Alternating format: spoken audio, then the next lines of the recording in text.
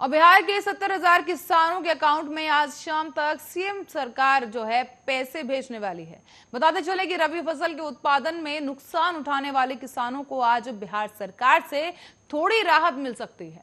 बिहार सरकार के सहकारिता विभाग द्वारा साल में हुए नुकसान की भरपाई के लिए आज से किसानों को नकदी भुगतान की प्रक्रिया शुरू हो रही है। इस योजना के तहत सरकार इस बार रियायत के तौर पर और गैर रियायत दोनों तरह के पात्र किसानों को नकदी का भुगतान करेगी। बताया गया है कि राज्य के किसानों के बीच 226 करोड़ रुपए बांटे जाएंगे। सरकार ने यह भी बताया कि अब तक लगभग 218 करोड़ 40 लाख रुपए का भुगतान हो चुका है। यह राशि पिछले साल खरीफ मौसम के नुकसान में भरपाई के तौर पर दी गई और बताया जा रहा है कि फसल सहायता योजना में रबी की सहायता राशि के रूप में बिहार के लगभग 4,63,000 किसानों को पात्र बताया गया। सहकारिता विभाग ने 4,47,070 किसानों को राशि बांट दी है और अब बाकी बचे किसानों का भुगतान भी 1-2 दिन में उनके बैंक खातों में फिर से किया जाएगा। रबी फसल सहायता की जांच में लगभग 70,000 किसान ही पात्र पाए गए हैं। साथ ही आपको बता दें, नीतीश सरकार को इन किसानों के बीच मात्र 30 करोड़ रुपए ही देने हैं, लिहाजा जांच और भुगतान की प्रक्रिया भी अब जल्द ही पूरी कर ली जाएगी। साथ ही आपको बता दें कि खरीफ मौसम में 34 जिलों का चयन इस योजना के तहत किया गया है। साथ ही सरकार से सहायता के लिए उन जिलों के 16,30,288 किसानों ने आवेदन भी किया था, लेकिन चयनित जिलों के पात्र किसानों की संख्या जांच में कम हो गई।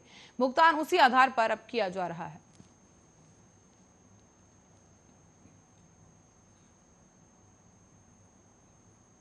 और बिहार से रोजगार के लिए विदेश जाना कोई नई बात नहीं है। कोरोना की स्थिति में सुधार होते ही इस साल भी अब पासपोर्ट बनवाने वालों की संख्या में इजाफा होने लगा है।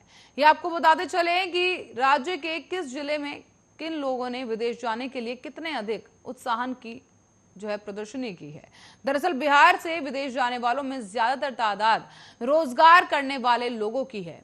ऐसे में पटना में पासपोर्ट कार्यालय के मुताबिक गत वर्ष के मुकाबले साल 2021 में बिहार में 22,000 ज्यादा लोगों ने अपने पासपोर्ट बनवाए। इस दौरान सिवान जिले में सबसे ज्यादा 16,283 लोगों ने पासपोर्ट बनवाए, जबकि इस मामले में गोपालगंज दूसरे नंबर पर रहा और पटना तीसरे नंबर पर रहा है।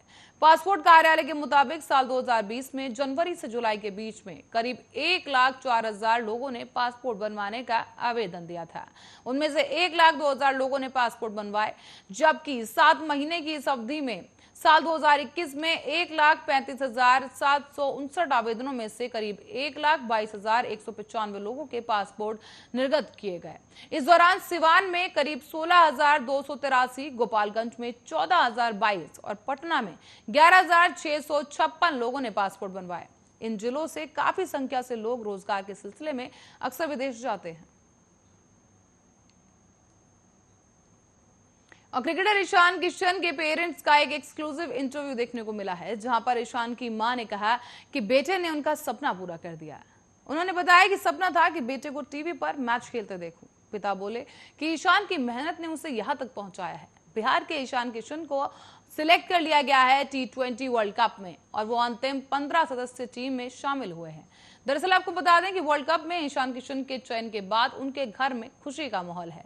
पिता प्रणव पांड्या और मां सुचित्रा सिंह इसे ईशान किशन की मेहनत का परिणाम बताते हैं। उनका यह कहना है कि ईशान ने कभी भी विपरीत परिस्थिति से हार नहीं मानी। यही वजह रही कि ईशान खेलते रहे और उन्हें सफलता मिलती रही। पटना में मौजूद ईशान के माता पिता से खास बातचीत की गई, जहां पर एक निजी चैनल को इंटरव्यू देते हुए उन्होंने बताया कि पिता प्रणव ने कहा कि ईशान बचपन से ही क्रिकेट खेल रहा है। वो जब 6 साल का था तब से क्रिकेट खेल रहा है और उसकी मेहनत ही है जिसने उसे इस मुकाम तक पहुंचाया। हमें भरोसा था कि बेटे का T20 वर्ल्ड कप में सिलेक्शन हो जाएगा। मुझे मेरे एक परिचित ने फोन कर इसकी जानकारी दी और अभी ईशान IPL खेलने के लिए दुबई में है। लगातार उससे बातचीत होती रहती है और ऐसे में ईशान कभी नर्वस नहीं होता। वो अपने संघर्ष के दिनों में भी हार नहीं मानता था। वो अक्सर अपनी कमियों को दूर करने की कोशिश करता है और मैं उनकी कमियों को बताता रहता हूँ।